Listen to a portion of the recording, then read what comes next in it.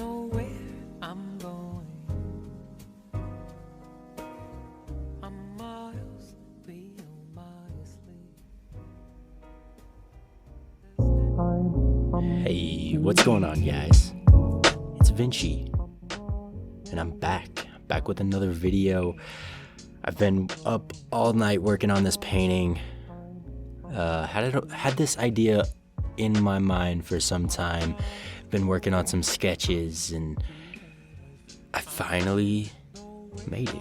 I'm pretty excited about it. So I found this picture online, and it turns out it is from a painter from the 1900s.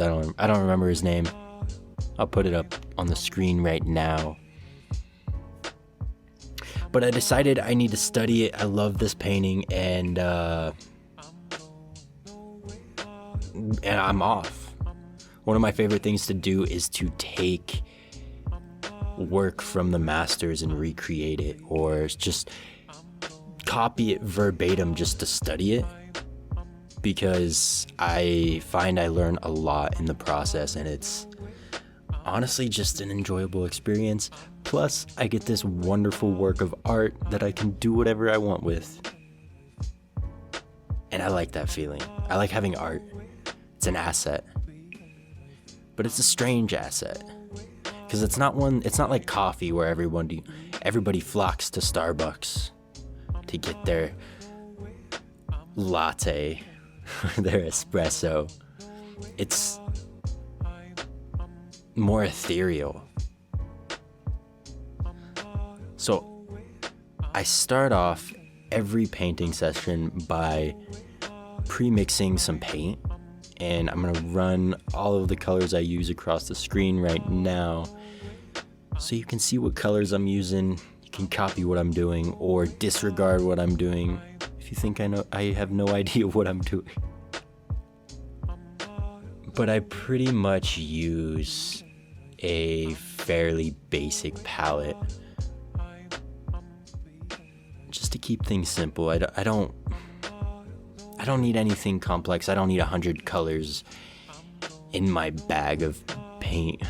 All I need is the essentials, the prime colors,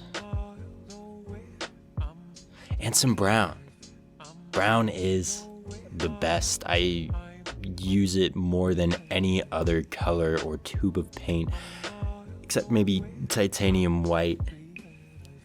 You get some cool effects. It's a very interesting. Yes, sir. So gotta make sure you have your brushes. This is gonna be a long one, so get your sketch pad, get your cup of tea, sit back and relax, and I will walk you through my entire painting experience. And like I said before, I mix a palette before I even touch the canvas, just so I have a good starting place. Like I can easily get into the flow of painting. But going back one step, I toned my canvas with burnt umber, and I also toned it with ivory black. I toned the background ivory black. I toned the basis for the portrait burnt umber, and what this does is take the canvas from a stark, very bright white, and it makes it easy on the eyes. It makes it so you can easily see what colors and tones and values you're laying on the canvas while in the process of painting.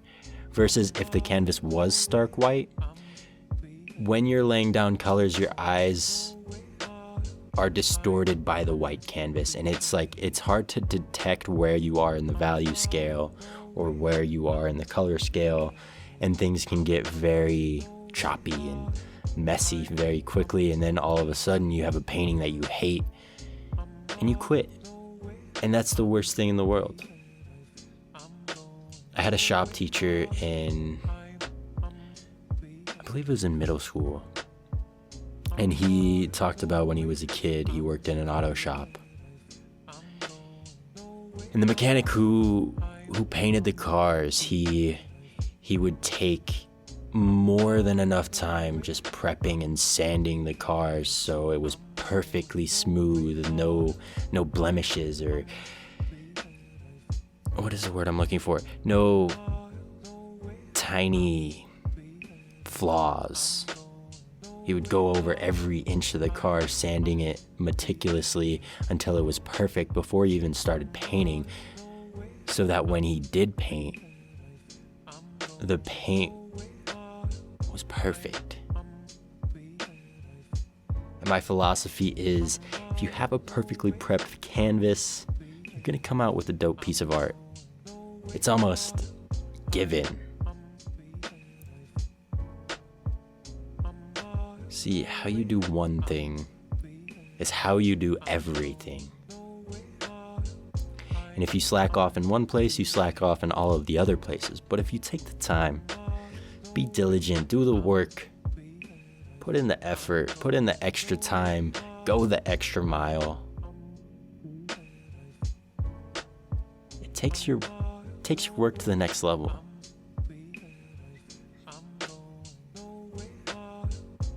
Plus, it's fun. Like, there's nothing I'd rather do than be painting all day. So now the process begins. Tone canvas, super sexy, smooth, no paint, no brush marks. It's just flat. It's like the best surface to start painting on. And I start off with the halo of this portrait, using my favorite Vinci red. You can call it Vinci. That's Vinci. I can trademark it. I can trademark a color, right? Totally.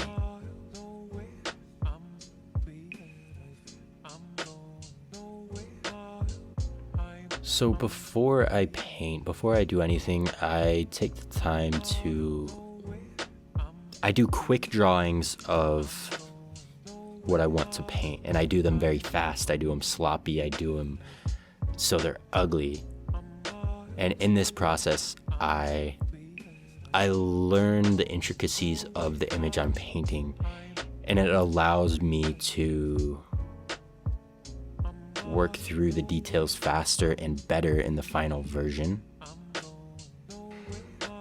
In that process, one of the things I do is break the image down into a few different variants on the value scale. So black, midtones, and white. And you can really break down any image with just that. And once you have that basis, filling it in on a painting is like coloring in a coloring book with crayons. Like, it's the easiest thing in the world, and it makes your life so easy. So all you really have to focus on is breathing and how you lay the pigment on the canvas and how you load your brush up with paint and how you blend. Oil paint it's a strange thing, and I'm always learning something new while using it. I'm always finding new techniques or finding new little tricks or hacks with mediums or ways to lay down the paint or new brushes. There's always something new to learn, and it's like infinite. I feel painting is like chess. Every time, every new painting, every little piece I create, it's the same thing, essentially. A painting, everyone is the same. They all have four corners, canvas stretched around wood. They're all the same object. But everyone is vastly different, and the experience of creating it is brand new every time. So it's really fascinating just seeing how far I've come, to be honest, because in this painting I only used oil paint. I'm in quarantine in Colorado. I'm not in my studio, and I don't have most of my stuff. It's nice. It's peaceful. It's quiet here. I like it. I've been meditating a lot. I feel very enlightened. A lot of breakthroughs. Just in the way I go about painting, it's all very nuanced, but I just can't stop. The only thing that's stopping me is the amount of canvas I have.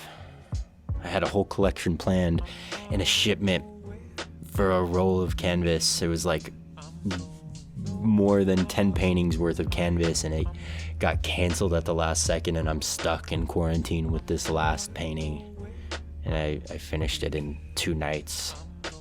I don't know what to do with myself.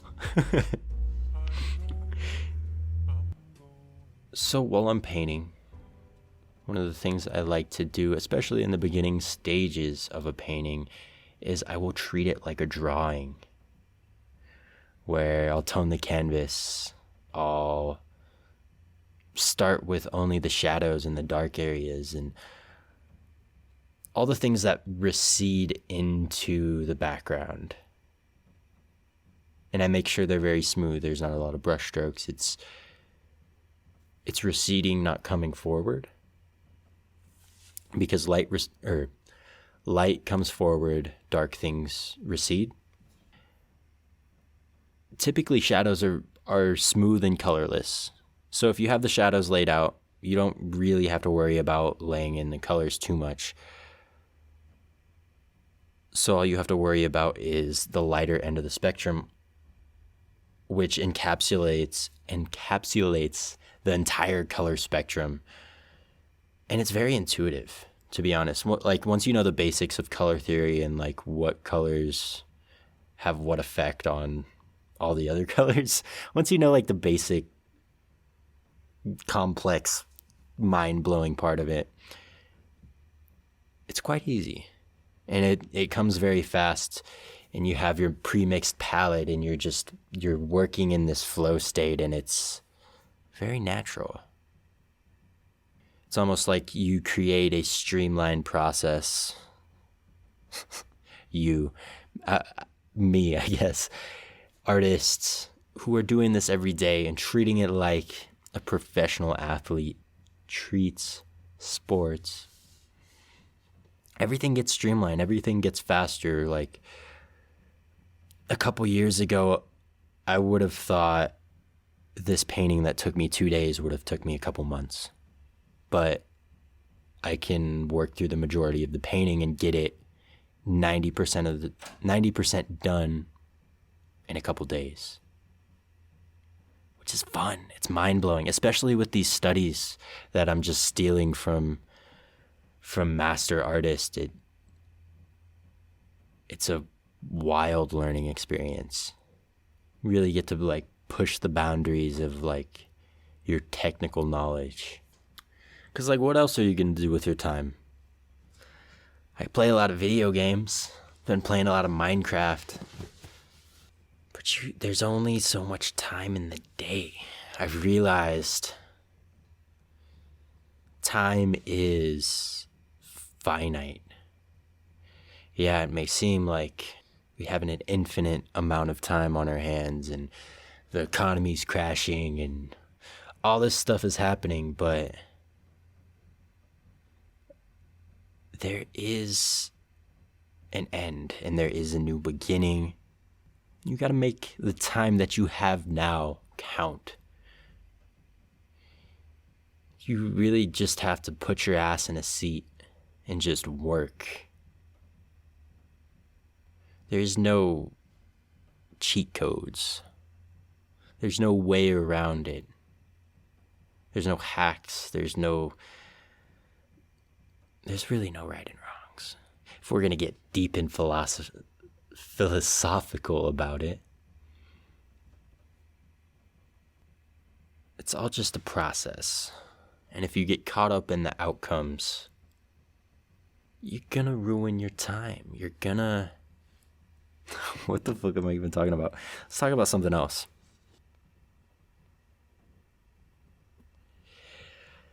So this collection, I'm calling it Collection Quarantine because it's fitting. And I've chosen a lot of paintings to study, and I'm gonna recreate them, hopefully sell them. Hopefully they'll be good enough to sell. It's my intention. Because who doesn't want to own a Rembrandt? Who doesn't want to own a Vermeer? Especially something that's complex and one of a kind. Something you can't buy just anywhere. Sure, you can buy prints of these old masters' paintings, but it's not quite the same as owning the real painting. It's very much similar to the experience of going to a concert versus listening to your favorite artist on some headphones. They're vastly different experiences, and you can only get so much out of just a pair of headphones. But when you go to a concert, it's an ordeal. There's thousands of people. The music is loud. You can feel it in your chest. Everyone's singing, everyone's jumping and dancing, and there's energy in the air. That concert makes you feel alive. And in the same way, when you go to a museum and you see works of art that are hundreds of years old, like I saw a Da possible Da Vinci painting in Getty's in Los Angeles, and it's surreal because the things that you create never go away. Especially with the internet. Who knows? The internet might blow up and it might be gone in 10 years, but with the way things are going, everything, all this data, it's not going anywhere. It's just gonna sit in storage until somebody in the future decides to look at it. And that's part of what I'm doing with this podcast. I'm looking to document my craft. I'm looking to document each painting and tell the story of the process and my ideas inside the work. All of that stuff. Because if you could have a podcast from, who would you listen to a podcast to in history? It would be cool from like Alexander the Great.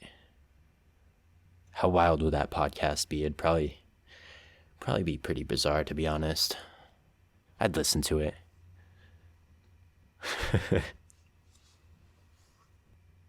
But it's not just documenting the paintings I create. It's its own work of art in itself. It's its own medium. And I keep finding that while I paint, I keep discovering new mediums on the side, like photography and videography, filmmaking. All this stuff that I am producing independently. It's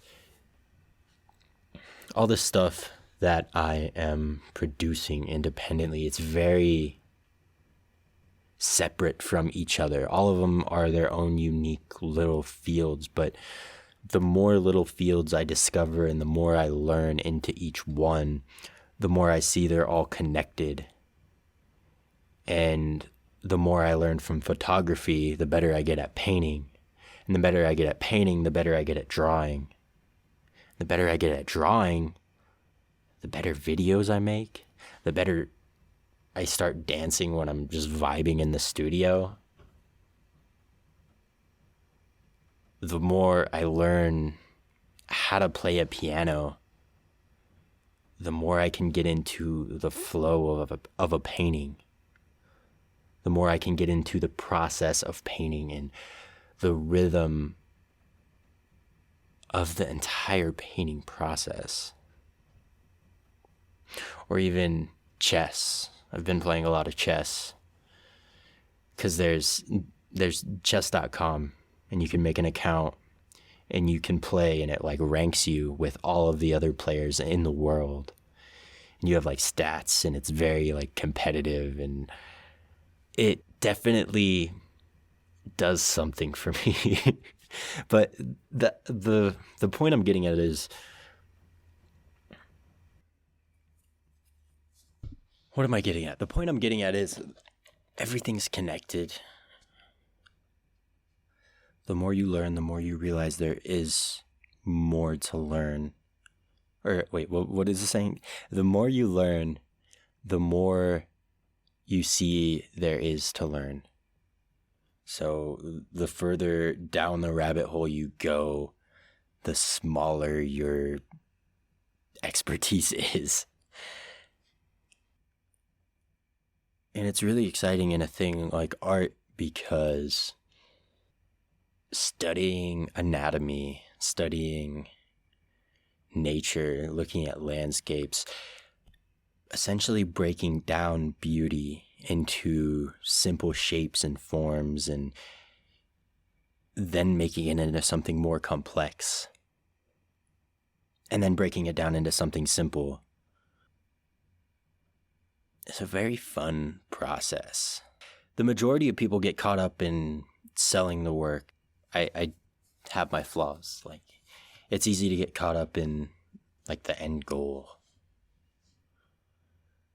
Because who doesn't want to get rich? You see all these people, you see all these artists on like TikTok, and they're like, oh, I make 100,000 a year and all I do is sell stickers. It's just funny because people like to sell the dream. They don't actually like to do the dirty work. Because I'm like, I still do very fundamental, like basic studies. I still do beginner things. And it's okay. Beginning a new skill, a new craft, a new field of knowledge, doing anything new is awkward at first.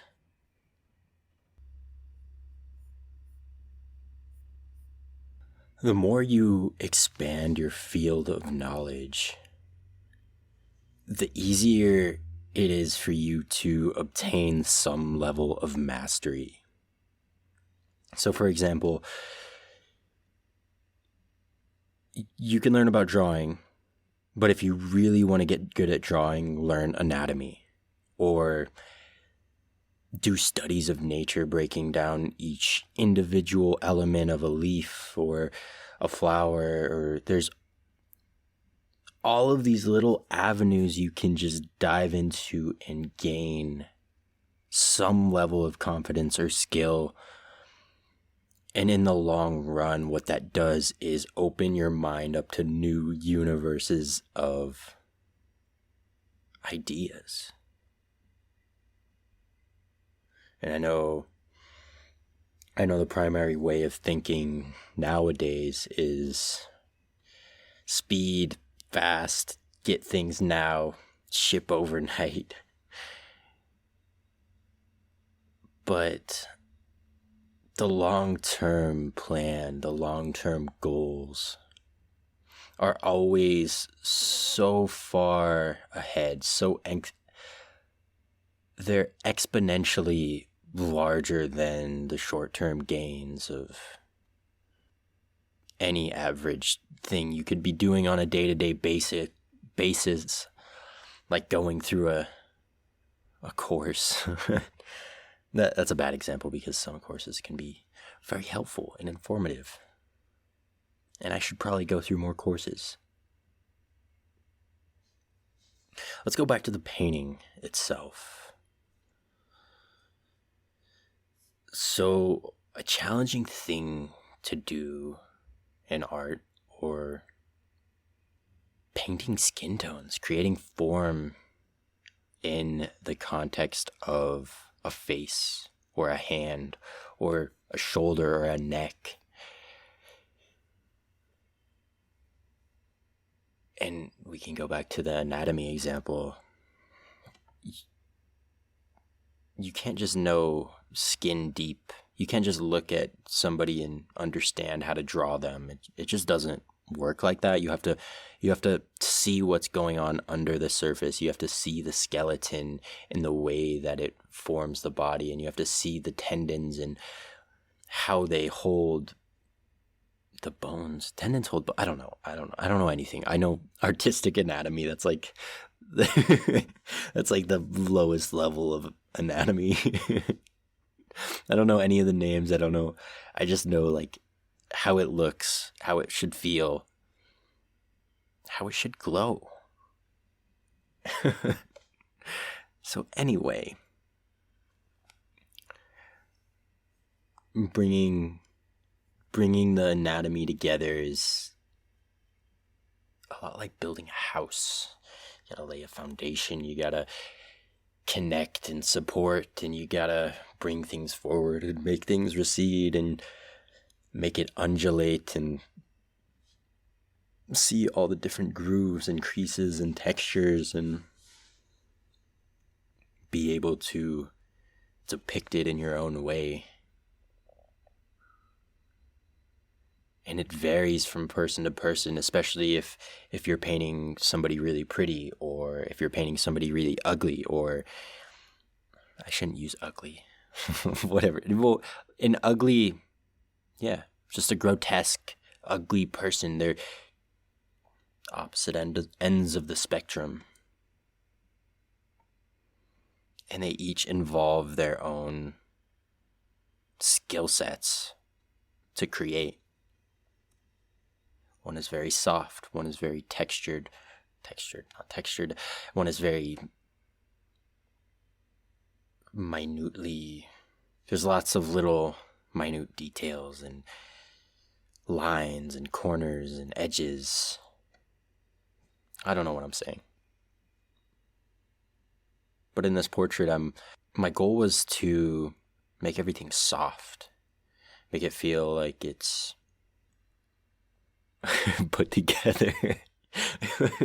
It sounds weird like saying it out loud, but I took the time, especially in the background, just to use as little paint as possible, and that helps it recede into the background, because things that are far away, they don't have a lot of details, they don't have a lot of texture, they don't have a lot of color. And if you want something to recede and it has texture and color, it's going to come forward. So like making it very soft and blurry just sends it straight into oblivion, into the universe you create through a paintbrush. It's awesome. I love the effects blurs have in specific scenarios, especially in objects that are off in the distance, like a mountain or even like flowers or trees. They can get some really pretty effects even though the detail is little to none. It could just be a shape of color.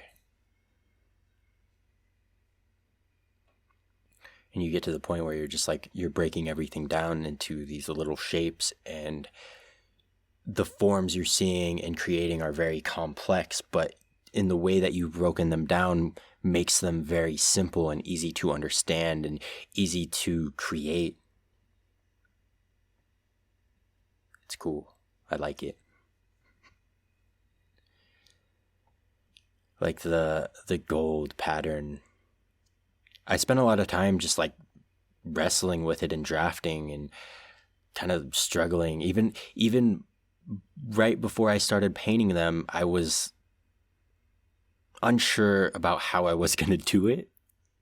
And then I just started painting in it.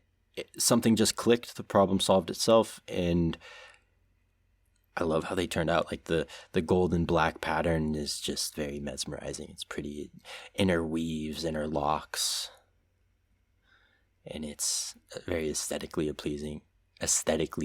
And that's like That's a large reason why I chose to paint this painting. It's because these little details, especially repeating details, repetitive details, have an appeasing feel to them. I don't think you guys are going to see the end of this painting in this video because I've only spent 2 days painting. I could spend months on a painting. And I want to get this video out, so I'm just going to release it day 2. And I'll work on the painting in my own time. Maybe I'll make an update video. Maybe I'll do a full start to finish time lapse with some music. I don't know. You'll see. Stay tuned. You know. Especially because the details, the majority of the details actually come in later in the process. Because, okay, so you prep the canvas, you lay down your first layer of paint. Ideally, you're trying to cover the canvas, right? You're just trying to get it covered so that way you can go back over with all the finer details. You can lay in all these tiny little specks and highlights and shadows. But that all comes in after what you're going to see in this video. Essentially, what I'm just trying to do is cover the canvas, get it all feeling right. Because that's very important. It has to feel right. The girl in the picture has to feel alive. She has to feel like she's thinking. She has to have thoughts. You have to breathe life into her while you're painting. I had a moment where I stepped back just to look at where I was at while I was painting this, and I just took a deep breath in, and I realized all you have to do is just let go and let your mind be free. All you have to do is breathe, and everything will be taken care of. Just put in the effort. Stay in the present moment and just breathe. Make the decision. Don't jump ahead. Don't go behind it. Mistakes you've made, just stay in the present, working on present problems. And soon enough, after you've worked through a couple thousand little minute issues, you're looking at a finished work of art. And you might hate it. It's possible.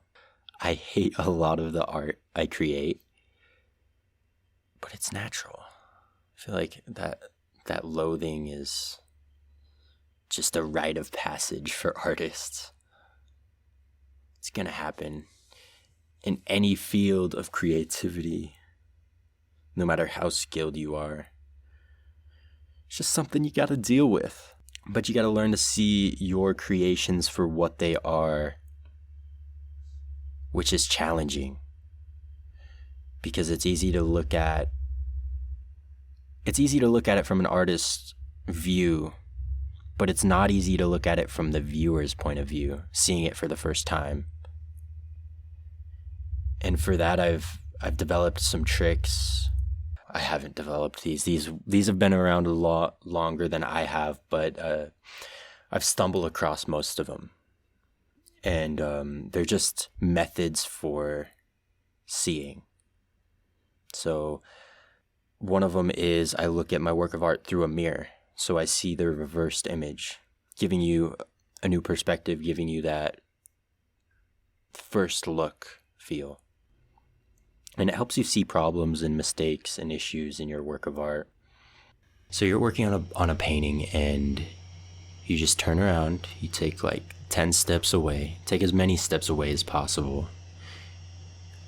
Take a deep breath, looking away from your work of art, and turn around and open your eyes.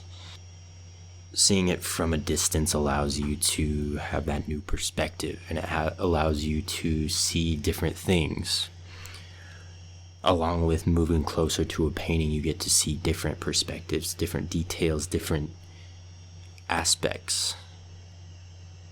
And you can't get it all from one angle either, so you have to spend time with a work of art. You have to look at it for more than a few seconds, because in all of my time as an artist, I've observed people looking at art, and it's been fascinating because the majority of people, they're just going from painting to painting, just giving each one a glance. They're giving a few seconds to each one.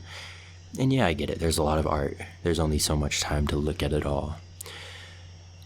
But there is massive depth to each and every painting. Artists spend days, months, years on some paintings, and they're meant to be looked at. Spend some time, spend more than a few seconds looking at art. It's worth it. I promise you. I could live in a museum if they let me. There's a reason I invest all this time in the craft and developing what I do into a higher level. It's for you. It's for you guys to look at it. It's for you guys to own, to be a part of. Because without the viewer, without all of you guys, I wouldn't have much. And I appreciate all of you supporting me through this weird and chaotic time. Thank you for buying my art. Thank you for watching these videos. Thank you for showing me support. I appreciate all of you. There will be a link in the description to my social media, my website, where you can buy art and order custom paintings. Go check it out, youngvinci.com. And I'll see you next time. I love you.